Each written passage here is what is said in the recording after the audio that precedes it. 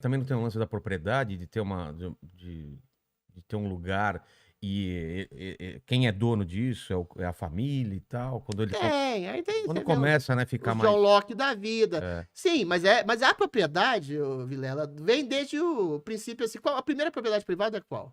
Seu corpo. é, Meu corpo, minhas regras. é, Você faz o que você quiser com o seu corpo. Seu corpo não pode ser instrumento de vilipendiação, de escravo, de qualquer coisa assim. Essa liberdade você tem pro seu próprio corpo. Agora, claro, existe um instinto de posse. Agora, instinto de posse, o que é instinto de posse? A gente fala que tudo é coisa pequena burguesa. Não. Um filho é seu. é. Um filho é herança sua. Uma propriedade que você demarca território e cria, sei lá, um negócio de alface lá para vender e você cria trabalho, você cria subsistência para outras coisas, é uma coisa sua. Um livro que você escreve é uma propriedade sua. Entendeu? Da mesma forma, a construção de uma empresa, que você gera trabalho, você gera lucro, você gera dividendos, você leva um patrimônio. Assim, eu não demonizo propriedade. E a sua mulher? O Ariano Suassuna diz, e respondendo aos existencialistas tipo Jean Paul Sartre, assim, ninguém é de ninguém, mulher nenhuma de ninguém. O Ariano Suassuna falava, né? Olha, só se for a sua, a minha é minha. Como assim ninguém é de ninguém? A minha é minha. Você vai transar com todo mundo transa com a minha mulher não é propriedade privada? A propriedade privada é um princípio básico do liberalismo. Você constrói intelectualmente, moralmente, afetivamente a sua propriedade privada, seus filhos, sua mulher, sua família, a sua casa, a sua empresa, o seu livro. Então, assim, a propriedade privada é demonizada como uma coisa ruim, mas é a base da liberdade. Você constrói a sua liberdade também com as suas posses. Você não pode explorar os outros através das suas posses, mas aí é uma longa discussão. Mas quando acontece, quando o ser humano deixa de ser coletor e caçador e começa a cultivar os campos, né, é natural que ele começasse aqui é o meu espaço, eu É isso moro aí. aqui, essa é a minha plantação, aí tem que defender isso. É isso aí, mas Né? você percebe que é uma coisa que não é ruim pra coletividade? Claro que Se o não. cara faz uma plantação gigantesca, É. ele vai ter que vender aquilo, de alguma Tem que forma. proteger de alguma Ele vai forma. O proteger trabalho aquilo, dele, né? mas a construção da proteção daquilo é um bem pra coletividade. Ele vai dar comida pra pessoas, ele vai dar possibilidade de trabalho para outras pessoas que vão também cultivar no seu campo.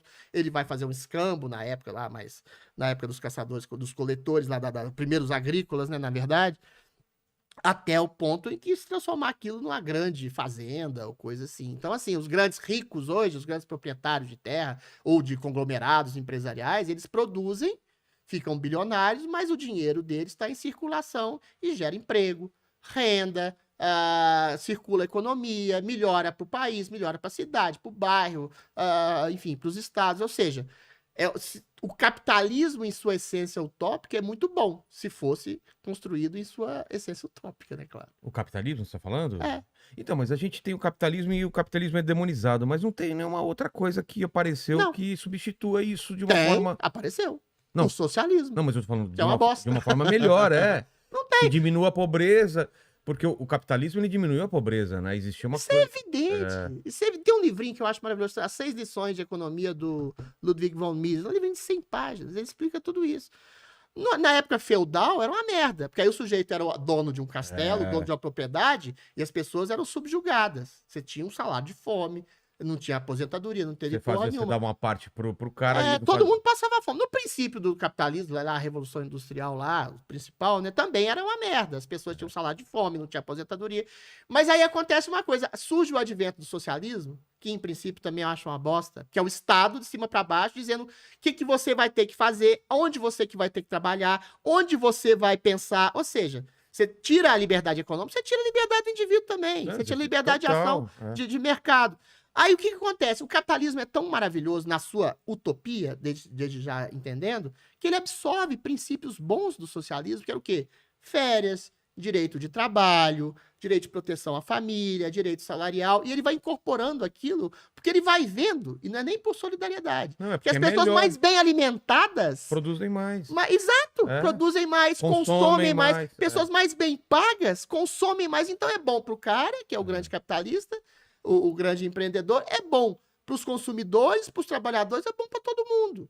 Claro que existem distorções clássicas, mas assim, que existiu outra coisa melhor que o capitalismo, e isso é fato em números, hoje a pessoa mais pobre que tem, assim, a pessoa classe C, D, E, tem um padrão de vida muito melhor do que na Idade Média. Claro. Um rei do século XVIII não sabia o que era um chuveiro elétrico, sabia o que era uma banheira, Não sabia o que era o conforto de uma casa. Quem era muito pobre, 90%, não tinha. A diferença entre o cara que não era pobre, que era, sei lá, burguês ou senhor feudal, é que um usava roupa, o outro não tinha sapato, o outro não tomava banho.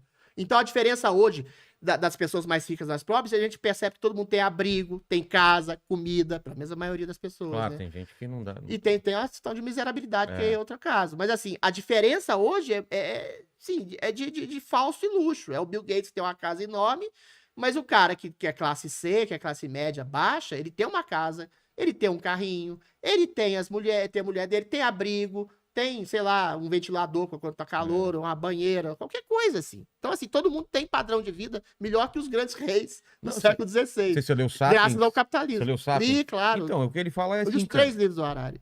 o Homo Deus, Sapiens e qual é o outro? E o 21 lições pro século XX. Mas esse terceiro, tá. ele repete tudo. Repete tudo. Repete tudo. Mas o que ele fala lá é uma coisa que é difícil para a maioria das pessoas aceitarem, porque a gente não viveu antigamente. Mas ele fala que a gente nunca teve tão seguro, tão bem. A gente tá vivendo num tempo de paz, é um tempo que a gente nunca teve Nunca houve uma situação de bem-estar material, a saber. Tão grande. Porque antigamente podia entrar um cara na sua casa e meter uma espada em você, estuprar.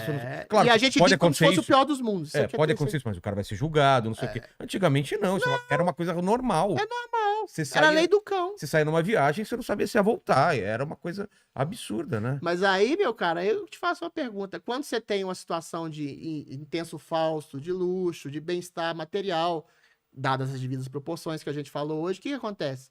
O que o ser humano faz? Você cria problemas estéreis. É isso que eu sinto. Você cria outros problemas. É linguagem neutra. Linguagem neutra, a pessoa me ofende porque não me chama de ela.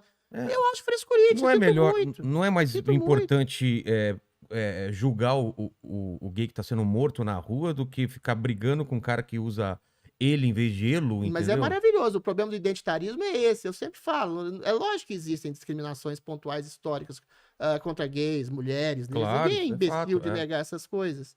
Mas o problema é você disseminar esse tipo de discriminação para todos. Generalizar, Todos os né? conceitos. Tem uma menina que eu gostava muito, que virou uma feminista chata, que ela escreveu um livro que ela fala igual uma receita de bolo. O sujeito que faz uma piada relativamente homofóbica é o futuro matador de LGBTs. Nossa, é pavoroso isso. Cara, que É pavoroso. Então, assim, você contamina a linguagem. O sujeito fala, sei lá, em humor negro, olha o racismo. Não, cara, o humor negro tem a ver com obscuridade. Tem a ver com intenção. Tem a ver com intenção. O cara faz uma piada em relação a transexuais, como a gente tá falando do Chapéu agora. Aí o cara é cerceado, é censurado, é chamado de transfóbico. Cara, é muito simples. Quando você tem a intenção de denegrir alguém, que não é uma palavra racista, aliás, a imagem de alguém, de discriminar alguém, diminuir, de colocar pra baixo, se quer seja mulher, gay, negro ou qualquer outra coisa, aí você tá sendo preconceituoso, aí você tá sendo discriminador. Agora, quando você fala, impede de trabalhar. em humor negro, em denegrir... E sabe o que é engraçado? A pessoa que é racista mesmo, não tem nada disso. ela vai... É uma pessoa que ela vai evitar esses termos pra parecer que não é racista. É hipocrisia. Você vai o racista mesmo, ele não vai se parecer com racista. O verdadeiro racista é o que é beneficiado. Que, eu sou racista, mas todo mundo é.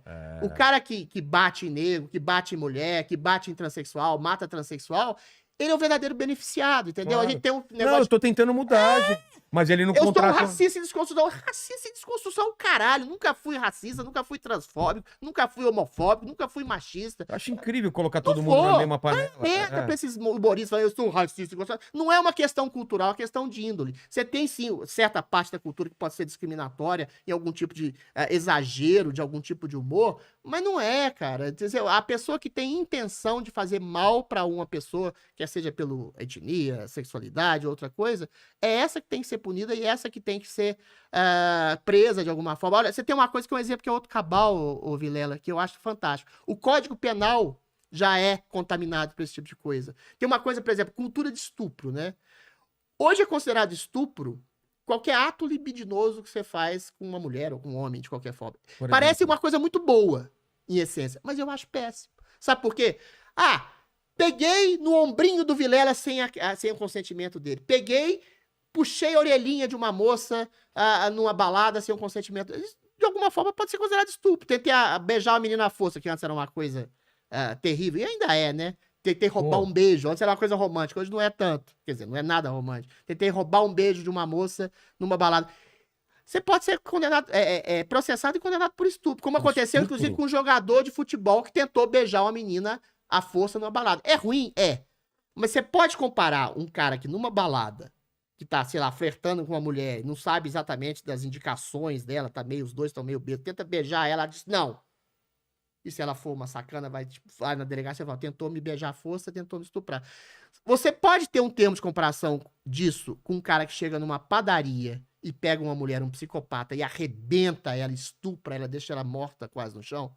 Não. Então você tá Mas a comparando. justiça não vê essa diferença? Exatamente. O que não se vê na diferença é no Código Penal mais. Caramba. O estupro, você pode considerar qualquer ato libidinoso e comparar com o tarado da padaria que estupra uma mulher. Então, assim, o que se perde nessa coisa toda que a gente está falando sobre identitarismo é o grau de proporcionalidade.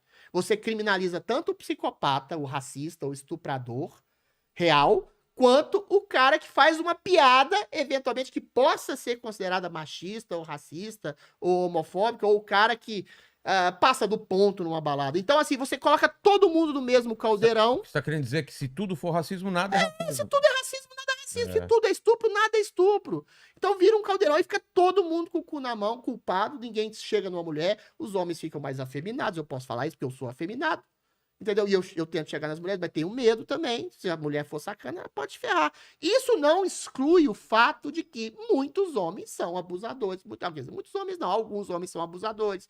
Outros tantos são estupradores. Outras pessoas são racistas. Só que as pessoas com essa cultura de cancelamento, comparar um olhar, um gracejo leviano, um toque mais tosco com o estuprador, isso é uma coisa horrorosa. É o que aconteceu no Me Too e que a Catherine Deneuve respondeu muito bem. Primeiro começou de estupradores reais, como o Harvey Weinstein, a dizer assim, o Dustin Hoffman tocou no meu joelho em 1983, sem o meu consentimento. Porra!